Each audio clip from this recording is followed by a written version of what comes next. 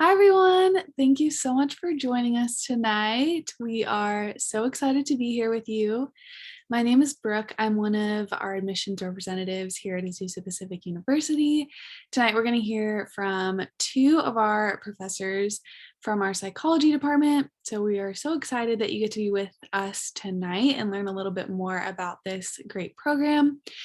Throughout this session, we are going to be utilizing the Q&A box. So if you have some questions that you really want to ask two of our best professors, feel free to get those in now. And then after they present a little bit and talk a little bit about their jobs here at APU, then you will get to have those questions answered. So feel free to drop those in.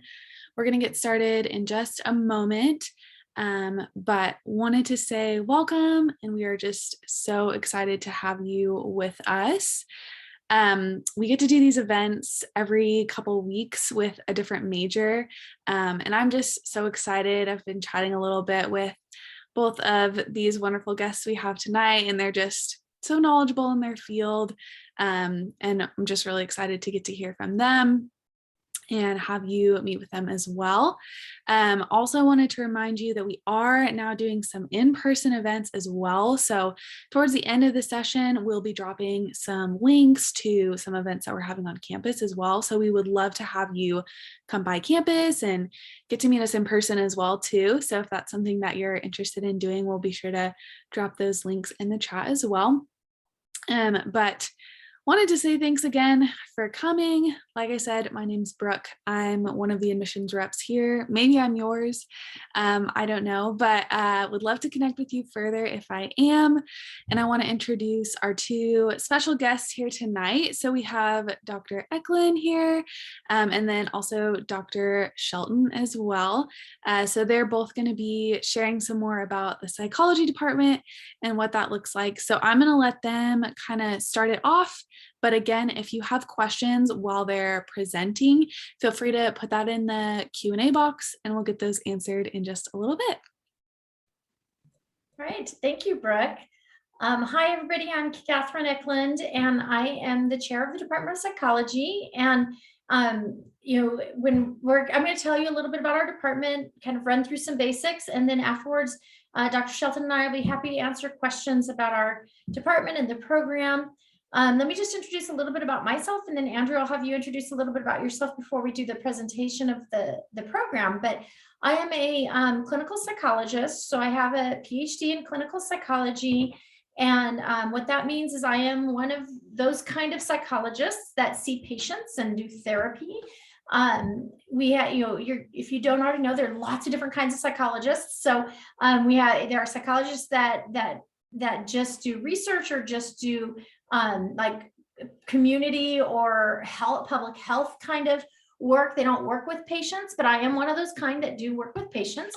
And my area of research and scholarship and clinical practice is my clinical practice is largely around working with kids and families. And my research is looking at issues of diversity in right now in the Christian college context. So I study diversity among Christian universities. So, and I think I've been at APU, I think this is like year 13 or 14, and have been teaching since the early 90s, seeing clients since the early 90s. And so I can tell you right now, APU is the best place to be.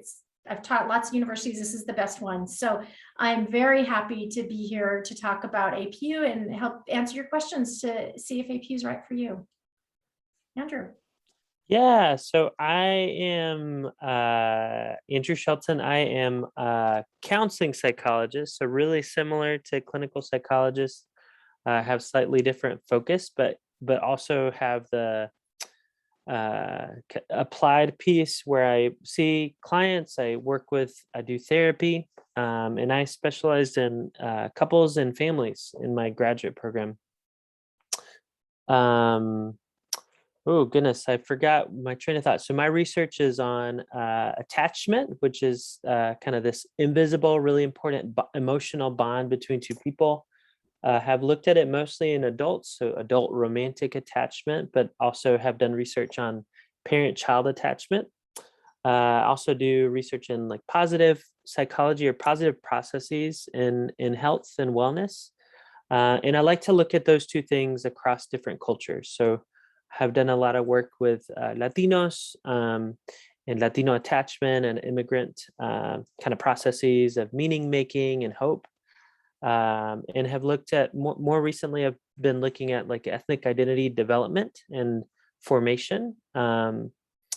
And yeah, so one of the things I love about APU is the opportunity to kind of meet faculty with different backgrounds and different like research and practical or practices, right? Like in being able to ask that of different faculty. I feel like most students come, if they happen to transfer to APU, they say, oh my gosh, it's really wonderful to have access to faculty so available, right? Readily available. And I know as an undergrad student, I was really intimidated to do that. Anyway, happy to be here. Really excited to talk to y'all and answer any questions that come up. Yeah, thanks for being here. Great. Great. So I'm going to share the screen and kind of walk you through a little bit about our major, and then we'll have lots of time for Q&A. Can you all see the screen, Department of Psychology? So let me start by pointing out the most important thing is this website right here. It's going to show up probably about 5 times throughout our presentation.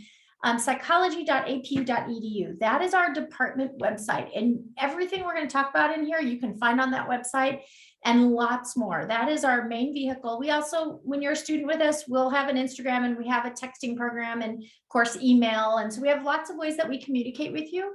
But our department website is where we post all kinds of things like internship announcements, job announcements. We have a lot of community partners who love working with our students. So they'll be like, hey, we need to hire some staff. Can you post this job? Or, hey, we need more interns. Can you post this job, this internship opportunity? We also get like fellowship and scholarship opportunities that come to us. Fellowships, like during the summer, there are paid fellowships in like Washington, DC, where you could go to DC for the summer and get paid to do some stuff around public health or you know, political psychology, that kind of stuff. And so we post everything on the department website, in addition to all the information that you need to navigate your major at APU as a psych major. So that's the first thing that I'm going to point out. It's a really important website. Okay. Here's our faculty. We have APU, we have a large faculty of psychology faculty. We have, in addition to our undergraduate program, we have graduate programs. So that and professional programs. So that allows us to have a pretty large faculty. So we have everybody from people like Dr. Shelton and myself who do clinical work, to people who do social psych research, who do college counseling research, do cognitive research, do developmental psychology research, public health, philosophy and theology and psychology research. So we have a wide range. We have child life faculty who work with kids in hospitals. So large range of faculty with a lot of different skills and different emphases. And so one of the great things about that is it creates an opportunity for you to come to a department and interview all of the faculty to find out what they love about their specific subdiscipline or their specific specialty. And when you do that, you get to catch on to your professor's passion. And then you can start exploring different career options just by getting to know your faculty. So wide range of faculty that I think is a real strength of our department, that you may not see this large of psych departments in some universities. Another unique thing about our university and APU psych department is our living learning communities. So whether you transfer in as a transfer from a community college or another university, or you are a freshman, a traditional freshman, your first year, we're going to put you in a cohort. We're going to put you with other students that are either residential living learning community students, meaning you're freshmen and you're living in the dorms, or if you're a commuting freshman, you live close enough to APU where you want to live at home and drive into campus. We have a learning community for you, and then we have a learning community for our transfer students. And what learning communities are it's funny. I was just reading an article in the newspaper this last week about how to best support first gen students in college and university, and it like listed all the things that we do in our department. And one of the things it talked about is learning communities and connecting students in small groups with other students and with faculty. And that's what happens. We put you in groups of about 20 students. You have the freshman learning communities have 2 classes with full-time faculty, just the 20 of you. So if you're living in the dorms, these are your roommates and your hallmates and your classmates for 2 of your classes. And if you're a commuter, it's your first set of community contacts. So you're going to have 20 students that are also commuting, learning how to navigate being a part of a campus when you're driving home at night, and making friends and building that community. And transfer students. So I was a first gen student. I was also a transfer student to a university. I know it can be particularly challenging to transfer into a university when you're not a freshman and find your footing and find your peers. If you're often thrown in with freshmen because you're a new student, and yet you already you're in classes with juniors and seniors, and then you're socializing with people that are more of the freshmen, and it kind of creates a weird process of trying to navigate through getting settled in a new university. So we put our transfer students in a learning community together, and they become a cohort of friends that then they can choose to take classes together during their remaining time, or just hang out at lunch and hook up on the weekends. So we build in community, and that community is anchored with faculty. So every one of those learning communities have a full-time faculty teaching their classes that are small group classes of about 20 students. So the psych department mission. So we have our desire as faculty, as a group, we're committed to developing our students in the variety of different ways that we do that. And that is through teaching you to do scientific inquiry, giving you opportunities for experiential learning, really promoting and supporting you in your personal growth and cultural and spiritual exploration and discovery.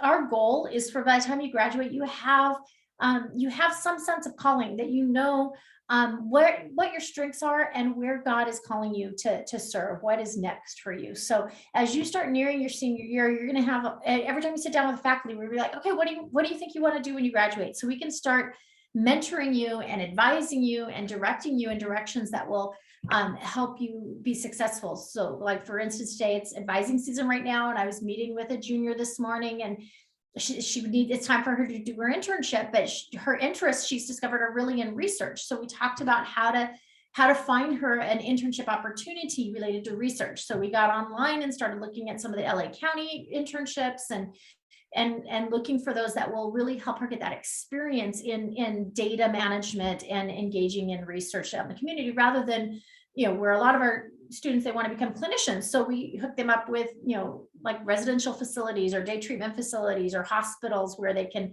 interact with clients. And this is what she was thinking she had to do for an internship. It's like, no, if what you want to do is research, let's find you a place where you can move in that direction and make the connections and have the experiences to confirm that that's your calling.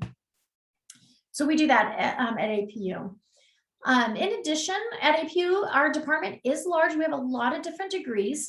We have the BA, which is a traditional Bachelor's of Art in Psychology. We also have a BS. So if you're thinking you want to do more research-related career trajectories, you think you want to go to grad school and get a PhD, or you think you want to go into the business world and do, we were talking about market research earlier. We have a BS where you can focus more on developing your research skills.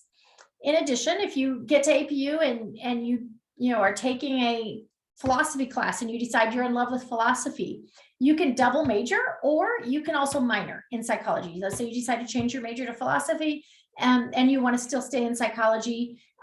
If you're a freshman, it's easy enough to double major, which we'll talk about in a little bit. But let's say you're a transfer student and you want to do that major in philosophy, you can still minor in psychology. It's an 18-unit minor, and it's very easy to fold into another major. We also have a minor in alcohol and drug counseling. Now, this is a really unique minor, because as a major in psychology, you can also minor in alcohol and drug counseling. So normally you can't minor in the degree that you're majoring in, but this minor is a accredited curriculum for pursuing your certification as a certified drug and alcohol counselor in California. So it's a 24-unit minor. So it is bigger than a traditional psych minor. but it is all the curriculum that you need to then, upon graduating, get a job where you're being supervised in the supervised hours that you need to become a certified drug and alcohol counselor, and kind of step into one of the only bachelor's level counseling kind of career trajectories that are out there. So we have that minor that's available as well. And then we also have a lot of different graduate programs at APU. So we have within our department, the research psychology masters, child life and counseling psychology masters. And then within our school of psychology, we have the clinical psychology, PsyD, we have the MFT for people who want to do marriage and family therapy. And then in the School of Education, we have school psychology and school counseling. And in the School of Business, we have organizational psychology. So those are all graduate programs that once you're a senior, you have 90 units of college done. You can take classes in any of those programs, those graduate level programs, and double count them as psych elective courses and credit towards those master's degrees. So it allows you to launch into your master's program during your senior year. And essentially it gives you 9 free units of graduate study. Because you can finish 9 units during your senior year and then transition into the grad program after you graduate. So that's a very unique thing about our department, and it's a fabulous opportunity for many of our students who, they come, they fall in love with what they want to do, they get the opportunity to cross over into those grad programs, work with the grad faculty, see that that's a good fit for them, and then they're able to apply to their grad programs and stay at APU for another year or so. Okay, come on. There we go. This is a little bit about our drug and alcohol counseling minor. I already mentioned it's 24 units. Now, if you are a psych major and you decide to minor in the alcohol and drug counseling, 6 of those units does double dip. So our major is 48 units. This minor is 24, but actually it's more like 18 if you're a psych major, because 6 of your units for your major will be credited to your minor. And so, and again, it's an accredited program for CCAP, and it gives you all kinds of real applied, real world skill based courses. And so even if you don't do the minor, there's some great skill based courses that if you're a psych major and you want to take a gap year or 2 before you go to grad school for something, you're doing a case management class or a substance assessment and intervention class will give you very concrete skills that can help you get jobs in case management out in the community, which is a really high demand, both not only just in substance use, but also in mental health. Case management is a high demand kind of career right now. So another unique thing about our department is because we have a large faculty and we have a lot of different programs, we have a lot of different classes for you to choose from. So when you are a psych major, there's a core set of classes that every psych major takes, and then there are electives, and you can choose electives from any of these clusters that are listed here. We clustered them for helping with your kind of thinking through your career interests, but you don't have to like take them all from one cluster. You can take whatever electives you want to take. But we have more than 50 classes for you to choose from in the psych major. So you can really build your major the way you want it to look. We have a set of core classes, and then after that, it's all options for you. And so lots of different classes, more than any of the universities I've worked at before, including state universities. So it's a great department for having lots of options for classes to take. Again, going back to our department website, psychology.apu.edu. There we have linked like YouTube videos with interviews and videos about all the different jobs that you can pursue when you have a degree in psychology. Now, some of those will be things that are very clearly directly related to psychology, and then some of them are things that psychology is a great springboard as an undergrad to go into graduate studies. So, for instance, we have students who want to become occupational therapists, or they want to become speech therapists, or they want to become teachers. And a psych major is a great undergraduate degree for all of those things because they all involve understanding the psychology of humans and then applying it through those specific disciplines. So psychology is a great major for anybody who wants to kind of go into graduate and professional studies where you're going to need to understand how to work with people. And so this website will take you to 300 different links for you to look at all the different career options. And it talks about education requirements and how much money you make, and interviews with people who do it. So it's a great place if you're like, I don't know exactly what I want to do, to start there and start looking at what looks exciting to you. That's a resource that didn't exist when I was in school, and it's a great resource to be able to not have to like cold call people and say, hey, I don't know what you do for a living, but can I interview you and ask you about it? Which is what we used to have to do before the internet. In addition, every student in both our BA and our BS are required to have internship type experience. So for students who want to go into more human services related fields, we take field experience. For those who want to go into more research related fields, they take research experience. Both of them involve getting out into the field and doing 100+ hours in the field with a mentor in the field, where you're getting an opportunity to see what you've been studying in psychology come to life in the real world. And then you have a faculty person on campus for the field experience students. You have a mentor in the field, and then you have a faculty member on campus who meets with you every week as a group to kind of a process and apply what is it in psychology that you're seeing come to life in your various internships. And the research experience is all on campus with our faculty, where you get to get involved with faculty in their research in their lab. And so we'll be talking about that right now. And so it's not just working with the faculty on the research, but ideally you end up presenting with them at professional conferences, the research that you complete. Or some of our students, especially during COVID, where conferences kind of were virtual or didn't really happen, you may end up publishing an article with your professor. And so you can do research and see it through all the way to the end, whether it's presentation or publication. And we have a lot of different faculties. We have a lot of different labs. So these are a few of the labs that we have. Positive psychology, attachment, positivity, and culture. That's Dr. Shelton's class. Cultural identity. I think that might be mine. I forget. I think I changed my name on my lab, but I think that was mine. And then spirituality, stigma, and suicide lab. That's Dr. Lehman's. Social perception, prejudice, and romantic relationships lab. That's Dr. Collison's. So lots of different labs where faculty are doing a variety of different research, and you can get involved with that and take research experience with faculty, and they become your primary mentor as you're working your way towards whatever career aspirations that you're interested in. In addition, we do stuff for fun as a department. So we have our psych club. In addition to our living learning communities, that first year you're with us. After that, we don't dump you out and say, good luck, have fun, we'll see you when you graduate. We have psych club.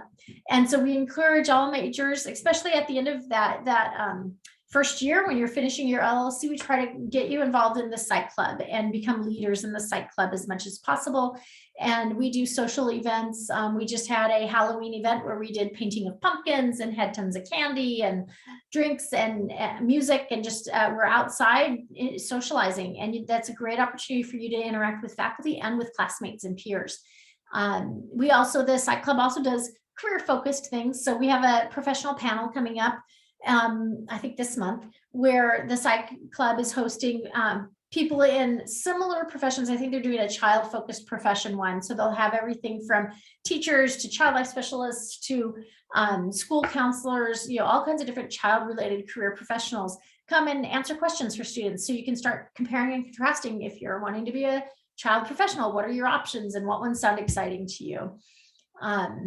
And then as you do well at APU, if you have a high GPA and you've been involved in the Psych Club, you'll get invited to join the National Honor Society, which is the Psychi. So we have a Psychi chapter at APU that will allow you to join a National Honor Society, which is really, it's an honor. That's why they call it Honor Society, that you can put on your resume and CV for applying to grad school or for jobs to kind of indicate your level of excellence during your undergraduate years. Okay, I already mentioned this, that once you hit that senior standing, and I realize right now many of you are seniors in high school, so you can't imagine being a senior in college, but trust me, it goes way faster than high school did. You'll blink and you'll be a senior in college.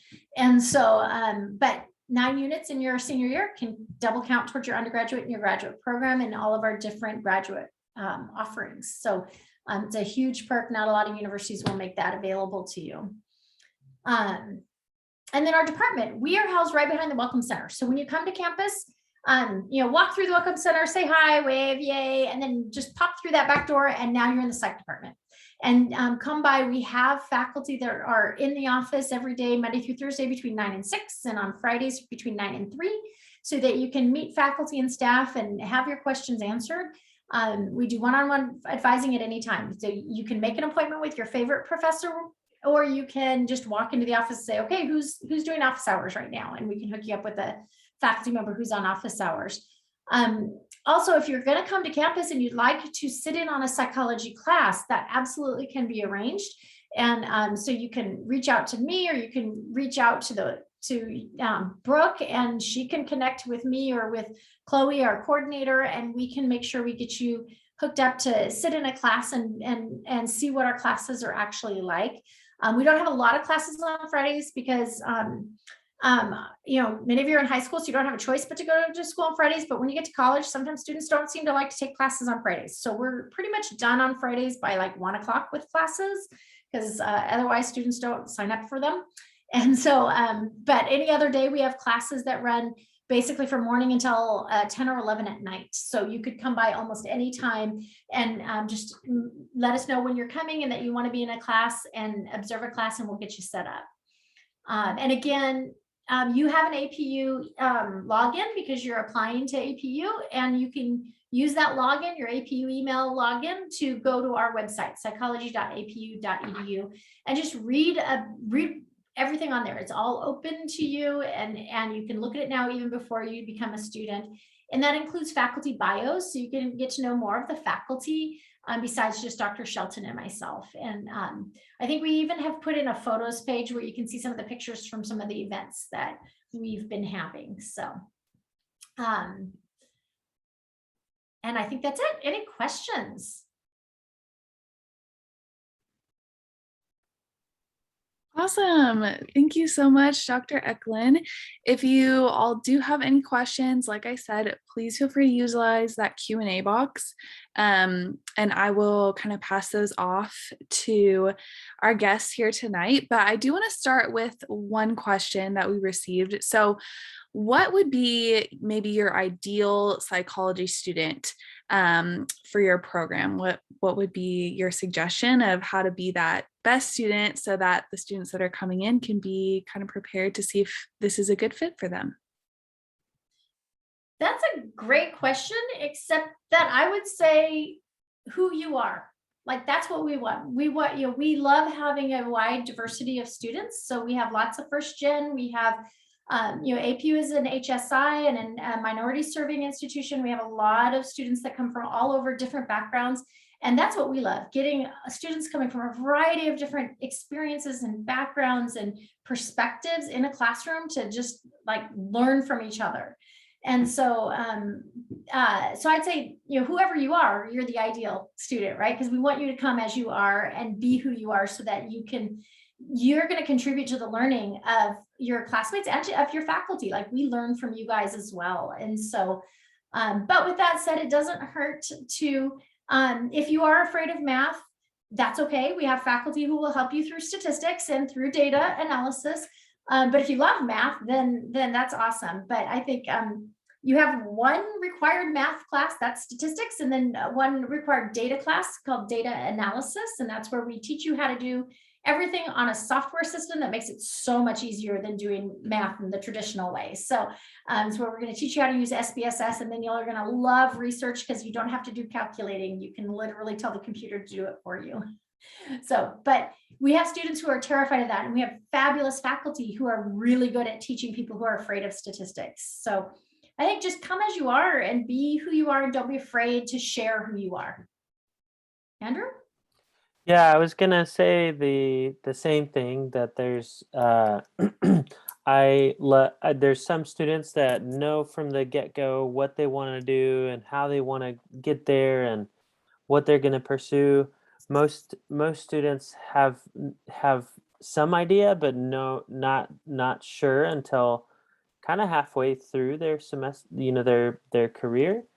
And in psychology can mean a lot of things to a lot of people, and students can take the degree and apply it to any sorts of career afterwards.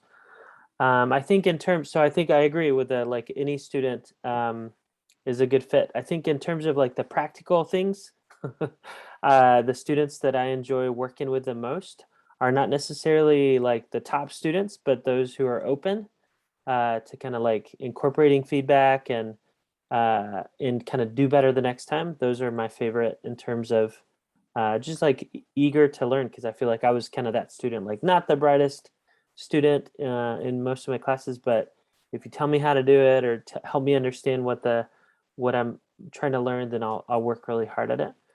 And then I also ask questions. So I ask questions to faculty, ask questions to staff, ask questions in this office, ask questions in this office. That's kind of the other maybe practical thing that I see in successful students. So anyway, there's kind of two parts to it, like what career, but then also just some general tips things that I've seen students. That was great. Thank you both so much. So we do have some more questions coming in. The next question is, are there any scholarships available through the psychology department?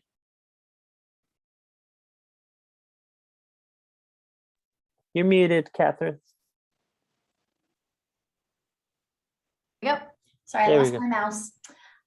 So the Department of Psychology has not been graciously funded by benefactors to have a standing academic scholarship, but we do have two resources that we have available. One is a textbook scholarship. So for those classes, we have many classes that have a standard textbook that we use every semester.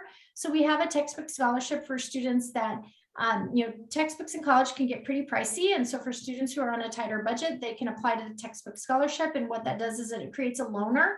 So you get loaned the textbooks that are standard in the department at the beginning of the semester, and then you return them at the end of the semester. And then somebody else gets to benefit from that scholarship for those classes the next semester. So we do have a textbook scholarship that's kind of a loaner system where you apply and you get the textbooks that are standard loaned out to you for the semester. We also have what we call a undergraduate student retention and advancement grant. And what that is it's a grant based. So it's kind of like a scholarship, but it doesn't have a standing amount of money. I forget what they call that, where they have money that's like sitting there and you're living off of the interests in terms of the scholarship. So we have mostly faculty that donate to this grant fund, and it's there for students who hit crises.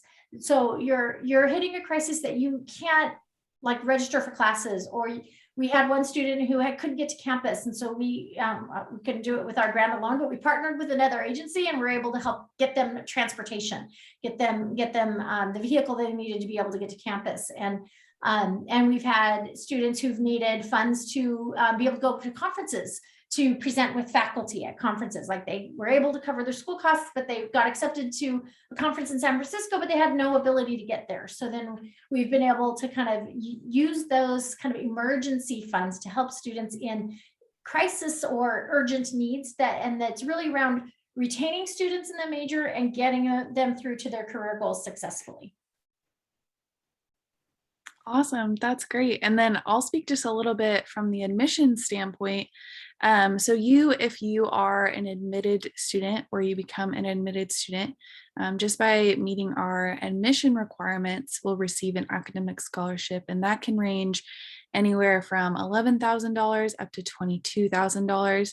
And your admissions counselor will kind of talk through that with you on what you receive. But we also have scholarships that way as well. So not only would it be great to contact the psychology department about those two scholarships that Dr. Eeckland shared about, but also our department as well, because we can definitely help partner with you and sort of helping find resources for you too. So feel free to do that, and we'll include the admissions information as well. But thank you so much, Dr. Eeckland, for sharing that. I didn't know that, so that's super helpful for me too. We have another great question. I love these questions. You guys continue to send them in. They're awesome. So this one is specifically for Dr. Shelton. It says, how long did it take Professor Shelton to decide on his field of study? Yeah, so thanks for that question. Yeah, really great. I'm going to echo that, Brooke. Really thoughtful questions. I did my so I'm gonna kind of try to think of the shorten the long story. I did my undergraduate degree, and I thought I was going to go into ministry, and so I thought I'm going to just get 2 years and then go to Bible college, and I'm out of here. And then I started to love psychology and thought, man, I can do some different things with a psychology degree, and learned about doing therapy, and then learned when I got a master's degree. And with my master's degree, I did a lot of therapy in Spanish. I grew up in Argentina, born and raised in Argentina. So I would do bilingual therapy with families, where I was talking to the parents in Spanish and to the kids in English, and or couples where one was more comfortable in Spanish and the other in English. And I thought, man, that's a really interesting thing to do, where especially with parents and children, like how am I supposed to, for one, I was a really young, no kids at that point, clinician, where I was trying to train parents in parenting, but then there was no cultural sensitivity in what I was assigning or ascribing. It made me wonder about what are factors that lead to positive outcomes in Latino, specifically immigrant families, and how do like cultural values transmit within the family. Let's see. Yeah. So then I had done clinical work. So it's a lot of it is informed by clinical work that I had done on my own, and then pursued a doctorate to be able to do the research, and get more specialized training in the clinical work that I wanted to do. Um, so that's kind of the attachment and the positive psychology pieces of that. Yeah. So thanks for that question, and I'm happy to answer. I'd love to meet with students about to talk to you about if that's something that you're interested in getting involved in. A lot of students kind of wait to get into research until later on in their career, and I think earlier is really good, because then you can, if you love it, then you can get more experience of it, and if you hate it, then you can decide like, I don't want to do that anymore. So it's really helpful, like career wise, to do that. But anyway, thank you, Brooke, for that question. So And Andrew, first of all, I think I just heard all three of your kids are now professional tax deduction. That's awesome. But how many years from your undergrad to your PhD do you think it was for you? yeah, so this is another reason why I think getting involved in research is good. I think I started to almost get involved in research in my undergrad, and then I thought, man, I wanted to, my wife graduated early, so I wanted to follow her, and I graduated early instead of pursuing that. But I worked for a year in a psychiatric hospital with kids and adolescents, and then did my master's at Wheaton College, and then I worked for a couple years in the Chicagoland area. So in Chicago, in the suburbs, doing the kind of therapy, and getting research in a children's hospital. So it was a total of 5 years. So undergrad was 4 or 5 years, and then started my PhD after that.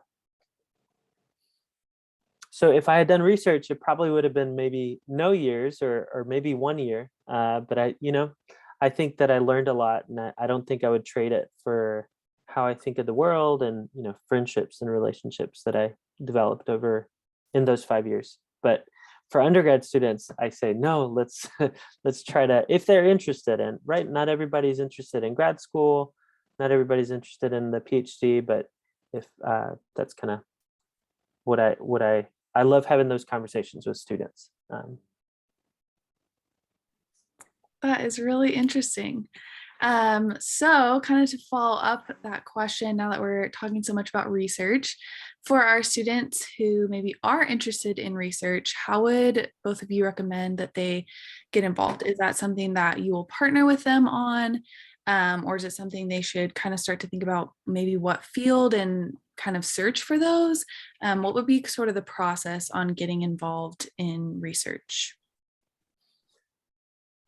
Yeah, so we have a couple of avenues, Catherine, if it's okay if I jump in. So we have the structured research experience, and so that's required for a Bachelor of Science degree, but any psych major can take that class.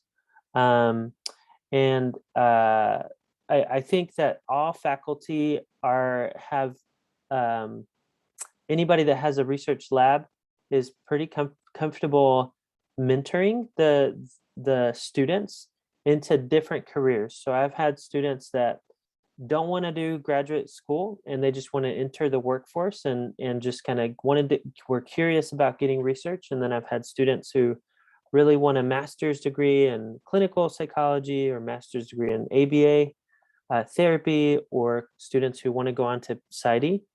But I think even folks who don't have a clinical background also can mentor in that area. So it's really a matter of kind of looking to, we send out announcements on what research programs are available, or labs are looking for undergraduate students. But if there's a professor that you've really connected with, or who you look on their website and you kind of find descriptions and want to see if they're taking students, then that's another avenue to pursue that. Catherine, I don't know if you'd add anything to that. Yeah, I think ultimately it's just getting to know the faculty. So starting on the website and then going and meeting with faculty. I've had students that have been in my lab from their freshman year through their senior year, and then other students who just come in for a year and then they move on to other labs or they graduate.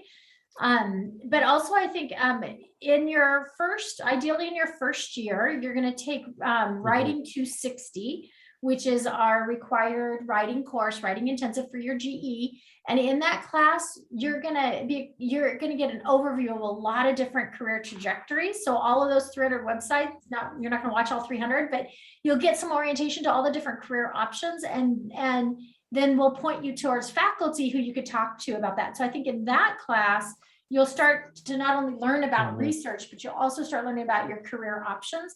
So it's kind of like in Gen Psych, when you take Gen Psych, and many of you probably have taken it as AP students in high school, you can think of each one of those chapters as a springboard to a variety of different careers. Every chapter in Gen Psych is a springboard to a variety of different careers. In your Writing 2 class, that's where we'll start unpacking that. And then as you're talking to your faculty, you're like, this looks really interesting to me. It's like, okay, let's hook you up with this professor and we'll get you in conversation with them. And you might want to join their research because of that interest. So we'll be talking with you about it in classes along the way, but ultimately it really is get to know the faculty, talk to them, figure out what's exciting to you, and then we can get you to the right person. Great. Awesome. Thank you both so much. The next question that I have is about faith and kind of bringing that into the classroom and your line of work is obviously one where you interact with a lot of individuals, both from faith backgrounds and not. So how do you kind of balance that in your work at APU, but then also just in the field as well? I'll let both of you talk about that if you would like. That's a great question. So APU, as faculty, we all are active in our Christian faith, and we're all expected to bring our Christian faith into the dialectic with your content. So if I'm teaching a class in cultural psychology, we're gonna look at that and talk about it as it relates to Christianity as a culture, or as the intersection of your Christianity with your ethnic culture. If I'm teaching a class in abnormal psychology, we're going to talk about how do we as Christians understand some of the mental health challenges that people struggle with, and how do we understand mental health challenges among people in our churches, and how do we serve people with challenges in our churches, those kind of things. So you're going to have lots of opportunity to kind of really look at how your Christian faith and intersects with the discipline of psychology. And then all of us in our own kind of talking about our own career paths will share how we do that. So both Dr. Shelton and I, we see clients, and you're right, we see clients that are Christian and we see clients who are not. And we will share our stories in classes about how we work with Christians who are clients, our clients who are Christian, and let's say if I'm teaching a counseling class and we're talking about working with people who have anxiety, I'll talk about, okay, if somebody has a Christian faith and I know that and they're wanting me to bring that in, here's how I might bring that in. And if they don't have a Christian faith, here's how I can use some of those insights that I get from my faith in the intersection with psychology in a way that isn't explicitly Christian, but I can still utilize those insights and resources without explicitly telling them this is, I'm getting this, like love your neighbor, like be in community, like all of these important Christian principles integrate with therapy really nicely, even if they're not Christian, right? And so we talk about that in our classes. Depending on the topic of the class, we bring it in all of our courses. Andrew? Yeah, so I typically teach a lot of the research and data analysis classes, and those are a little harder to integrate faith. But the activities that I have students do are, how do we know what's true?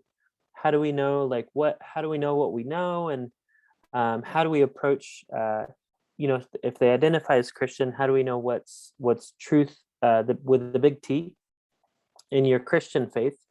And how is that similar or different to how we know what we know in psychology? So there's different methodologies for doing research in qualitative research, where you kind of approach the truth as though you don't know anything, and then you see what the data tell you. In quantitative research, you kind of start out with a hypothesis, or you start out with a kind of a hunch with what you're going to find, and you test whether that's true or not based on the data. And so those are two very different ways of acquiring knowledge. And so I like to kind of pose questions on with students of like, well, how do we approach our faith in that way? I think of when I teach the counseling classes or multicultural classes, I think of those are a little easier to navigate because they're like human interaction experiences. So things are coming up. Things come up on like how do you interact with someone who is outside of your faith, or how do you interact with someone who has negative reactions to Christians? So I think those are a little less. I have to think about those less about that. But I also like my master's was a strong integration program, so it modeled it really well for me. And then my PhD was in a state school. So I really, I like to think about that with students as they're entering the workforce, where maybe there are Christians, or maybe there's not, or maybe there's kind of negative attitudes towards Christians. So anyway, and then I love the fact that APU is a Christian school, but also there's people who don't identify as Christians here to kind of hear their perspective and kind of talk openly about faith with good teaching and good content is really rewarding and rich experience for me. Awesome. Thank you both so much. We do have a few more minutes, so if any of you watching with us have any questions, feel free again to put those in the Q&A box, and we'll kind of get those answered before we leave. But I do have a question about majors and minors. Obviously, psychology is such a massive field and there's so much you can do with it. But for a student who's maybe also interested in some other areas, do either of you have any recommendations of other majors and minors that might work well? Or if that's even something you advise at all for them to do? Dr. Eeckland, if you want to start, and then Dr. Shelton, if you have anything to add, we can do it that way. Yeah, I just realized we didn't have a slide. I'll add that for next time about the value of double majoring with psychology. So when you go to college, you have to complete a general education package. It's typically, unless you're going to be in the honors college, which I'll talk about next, but it's typically a 60 unit on semester system, 60 unit general education package of classes like philosophy and theology and math and history and art, things that you have to take to get that general education. In the psych major, there are 7 classes or 21 units in the psych major you can take as part of your general education package. And so, so what ends up happening is if you come as a freshman and you know you're a psych major and you take those GE options that are psychology, you're going to end up with 21 free units out of your GE 60 units that you can use in a minor in another department or in a double major somewhere else. In addition, the psych major is only 48 units. To graduate, you need 120 units. So if you kind of do the math, you do 48 units in psych. If you do 21 of your GEs in those 48 units, then that brings you down to, was that 439 units in your GE, that plus the 48 in your major, that puts you somewhere around 80 units. So that gives you somewhere close to 40 units for you to do another major or another minor or 2 in other areas. So the psych major is a really great degree for double majoring or majoring and minoring. If you are an honors candidate, if you're looking at joining the honors college, a lot of students will double major in honors and psychology. And I've had a lot of students in my research lab who've done that. It's a fabulous mix. You get so much out of the honors program and you get so much out of the psych major. It creates this great learning experience. And so, and that's one where you can also double major, because the honors program, if you're applying that, it builds your GE into the major as well. So it creates this really nice ability to double major there as well. So some people end up coming in as honor students, and they might drop down to an honors minor so they could do more in the psych major and kind of invest more in that senior year options. But a lot of students will leave with double major in both honors and psych as well. So the only thing I'd add is the grad classes. So it kind of that's another area if you don't want to choose a major, or maybe don't quite have enough credits, or you want to focus in on psychology, like take all the upper division classes, or then taking the grad classes are another option. Your senior year, you can take up to 3 grad classes. And so then if you stay on in the grad programs at APU, then you can use those to count towards your grad program. So there are 3 of the grad programs, our research psychology program and our child life psychology program and the organizational psychology program, that those master's programs are between 36 and 42 units. So if you do the 9 units in your senior year, you're only sticking around for 1 more year to graduate with your master's degree. Which, speaking as a current grad student, would have been really nice. There you go. Definitely take advantage of that if you're thinking of doing that. Perfect. Okay, well, I have another great question. So this question says, how hard do you think it would be to start my own faith-based business in psychology as a counselor / psychiatrist? And are there ways to prepare for that through any programs with the psych department? Yeah. Yeah, I'll try and answer, and then Dr. Eeckland, if you want to answer that's a great question. I think these are all really thoughtful questions, things that I think a lot of students don't think about until later on, and deep in their undergrad degree. So I think we train therapists, right, counselors, if that's the trajectory you would want to do in our program, to be professionals and to be able to work in faith-based settings and not faith-based settings. We also have students who don't identify as Christians, and that's our and so that is what we train. But we also gosh, I don't know why this is stumping me a little bit. I think that's kind of the primary purpose, is to train professionals who can navigate all the ethical issues and get good training in theories and really good practice who also identify as Christians. Usually the timeline for having your own business or your own private practice is a long one. So you have your undergraduate degree, you have your master's degree, and then you have your postmaster's training where you have to work under supervision. And some of those practicum experiences can be in a faith-based setting, and some of them may not be in a faith-based setting. So I think, I think there's advantages and disadvantages to having a faith-based business or kind of private practice. One is kind of like the stigma of mental health by a lot of Christians. Some people may not want to see anybody unless they identify as Christian. So that would get you clients, and you would be able to serve individuals that can identify as Christian. There may be kind of negative views, like how can you be a therapist that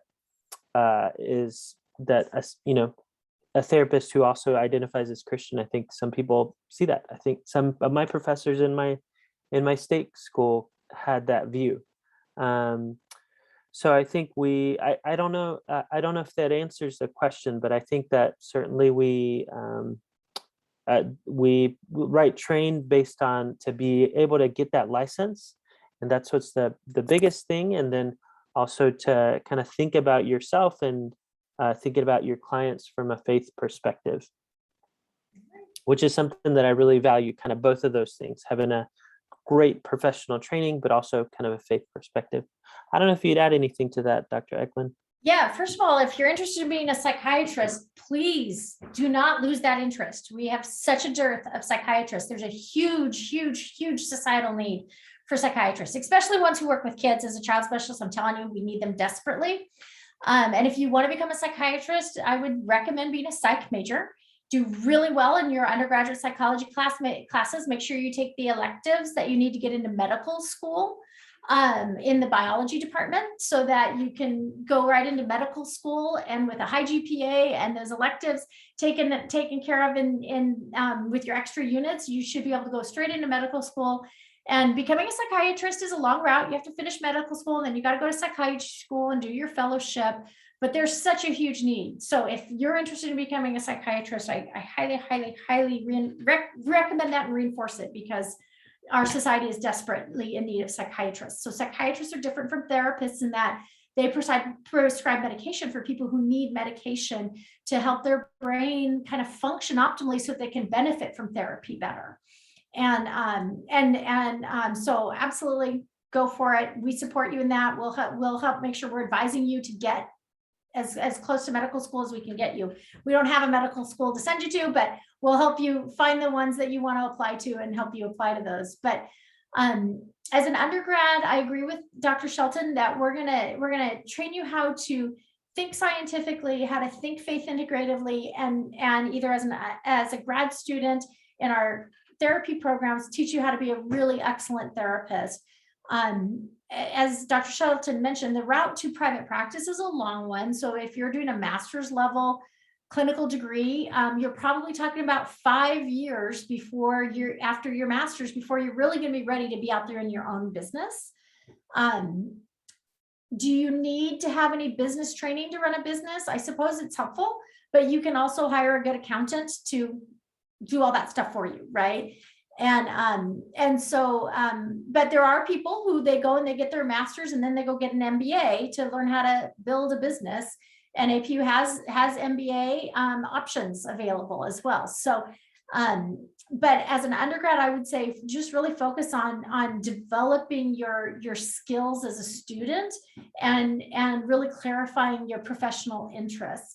Because once you have your professional training and you get through all those years of, like Dr. Shelton said, supervised experience before you can really be out there on your own, then you'll be ready to go out there. And whether you do a Christian counseling center, or you work as a Christian in your own practice, or you work as a Christian in a non-Christian counseling center, you'll be prepared really well to serve however God is calling you to serve. So. Wonderful. Well, thank you so much. Thank you, those who are watching, for joining us. Such wonderful questions. And I want to give a big thank you to Dr. Eeckland and Dr. Shelton, again, they were wonderful to listen to and have such great knowledge. I also want to mention that in the chat, you'll see a couple of different links and some emails and phone numbers. So the first one is for our application. And then we've got the link to visit campus. So like Dr. Eeckland and Dr. Shelton mentioned, they'd love to see you. We in admissions would love to see you. So come visit campus. And then they included their psychology email as well as our admissions phone number and email too. So thank you so much for being with us tonight. We are so excited to partner with you in deciding where you want to come to college next year. And we are just so grateful to be with you tonight. Thank you all so much for joining us. Have a great rest of your evening. Bye. Bye.